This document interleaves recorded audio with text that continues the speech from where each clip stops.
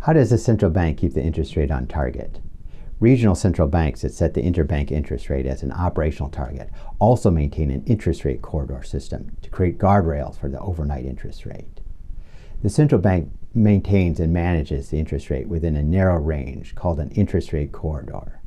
The policy rate is set at the center of the corridor, but the boundaries are marked by an additional liquidity management tool, standing facilities. Standing facilities make loans and accept deposits at rates which are sufficiently unattractive that they are used only in extreme conditions as a backstop. The backstop keeps the interbank interest rate from veering too far from the target. This corridor is adjusted up and down with the policy rate. When central bank policymakers want to adjust the interbank market rate in line with economic conditions, they simply change the position of the corridor. After viewing this segment, you should be able to 1. Model standing facility arrangements. 2. Model changes in policy interest rates. Let's get started. Standing facilities are an instrument used to implement the interest rate corridor. At the end of the business day, banks are required to avoid having a negative balance at the central bank, so they may be willing to pay very high rates to borrow in the overnight interbank market. To avoid this, the central bank offers an open window for banks to deal directly with the central bank. At the loan facility, commercial banks can borrow reserves overnight at a loan facility rate. At the deposit facility, commercial banks can deposit reserves overnight at a deposit facility rate. These are called standing facilities, as the offer is always standing. Banks can take full advantage of either window at the end of the business day. To ensure that banks don't abuse the standing facilities window, the lending facility rate is set at a penalty level above the policy rate, and the deposit facility rate is set punitively below. Thailand operates a standing facility called the Liquidity Adjustment Facility. At any time, since 2006, the central bank will accept overnight deposits and make overnight loans. Regardless of the current level of the policy rate, the lending facility rate is set at 0.5% above the policy rate. In the middle of 2017, the policy rate is 1.5% and the lending facility rate is 2%. Likewise, the deposit facility rate is 0.5% below the policy rate of 1%. Standing facility rates for loans are high and rates for deposits are low, making them unattractive in most circumstances. Let's model the standing facilities in our liquidity preference model. The combination of lending and deposit facilities are said to implement an interest rate corridor.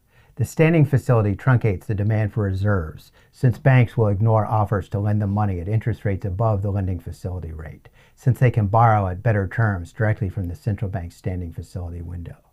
Banks can borrow from the lending facility at will when the interbank rate is greater than the lending facility rate, which creates a ceiling for the interbank rate. Banks will also ignore requests to borrow money at interest levels below the deposit facility rate, as the standing facility window offers better terms. Commercial banks will keep their excess reserves with the central bank when the interbank rate is less than the deposit facility rate. The deposit facility, thus, creates a floor for the interbank rate. All of the regional central banks have standing facilities, although the central banks in China and Hong Kong do not run full interest rate corridors, as they only have lending facilities without deposit facilities. Central banks implement regular repo operations based on expectations of liquidity demand.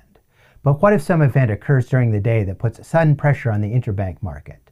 The policy target has a last line of resistance to a sudden swing in demand for reserves. This is a standing facility arrangement that keeps interest rates within a certain band.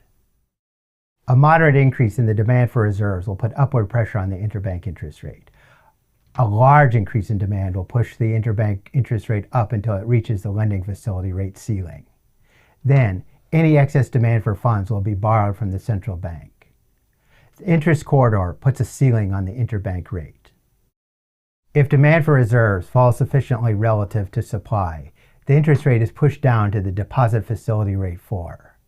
The surplus liquidity would then be placed in the deposit facility.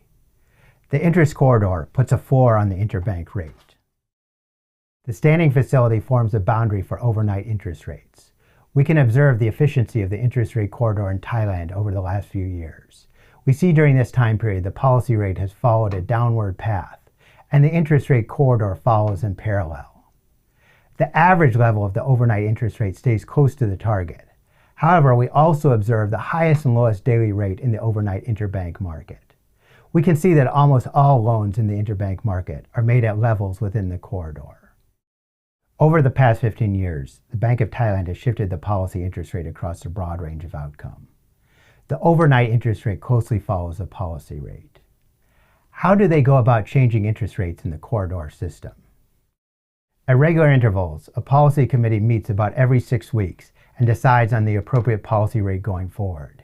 In Thailand, this committee is referred to as the Monetary Policy Committee and has 7 members, including the governor, who is the chair. Other central banks that implement an interest target have similar policy decision-making processes. At 2:30 p.m. following the scheduled meeting, the Monetary Policy Committee will announce a decision about the appropriate interest rate. If there is a change in the policy rate, a special repo auction will be held immediately afterward at the new interest rate. Return to the liquidity preference theory. In this scenario, the interbank rate is on target in the morning before the Monetary Policy Committee meeting. The committee announces a new lower target following the meeting. When a new policy is announced, the central bank immediately conducts a repo operation at the new target rate. This operation provides liquidity to the market at the new interest rate. Thus, the interbank interest rate will rapidly shift to the new target. The central bank also sets new standing facility rates to form a corridor around the new policy target. The reverse occurs when the central bank raises the policy target. The committee announces a new target rate following a meeting. Banks will not want to hold as much liquidity at higher interest rates. When the new policy is announced, the central bank will immediately conduct a repo operation to drain reserves at the higher interest rate. With less liquidity in the market, interbank rates will rise to the new policy target. Standing facility rates are also raised to parallel the policy target. The entire corridor shifts up. Now that we've completed this segment, you should be able to 1. Model standing facility arrangements, and 2. Model changes in policy interest rates. Let's conclude by summarizing the key question. How does the central bank keep the interest rate on target? In this segment, we have concentrated on describing the interbank interest rate corridor system. The offer of a standing loan facility sets a ceiling on the interbank interest rate by giving banks access to liquidity at a rate set a distance above the policy rate. The loan facility keeps the interbank interest rate from going above the lending facility rate. The deposit facility sets a floor on the interest rate by giving banks a place to hold all excess liquidity at a rate a set distance below the policy rate. These two facilities keep the interbank interest rates within the corridor. When the central bank wants to change the interest rate target, they conduct liquidity operations at a new policy rate and then change the position of the corridor for interest rates.